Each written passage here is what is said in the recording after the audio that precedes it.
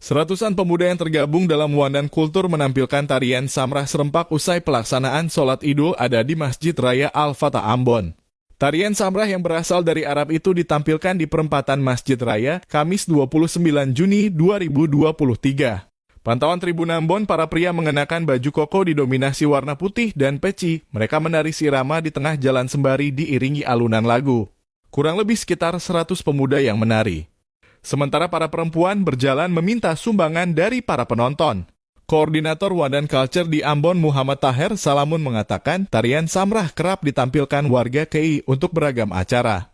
Kali ini tarian Samrah digunakan untuk menggalang dana bagi pembangunan sejumlah masjid di KI.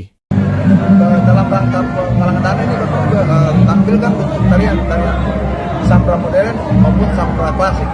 Jadi kita pikir Samrah ini awalnya dari Arab, tapi karena sudah kali di generasi pertama generasi khususnya, makanya kita manfaatkan, kita punya kreativitas anak juga untuk mencari atau mengatasi dana untuk Selain di Ambon, warga Banda Eli dan Elat juga melakukan aksi serupa di sejumlah masjid lainnya di Tual dan Malrah.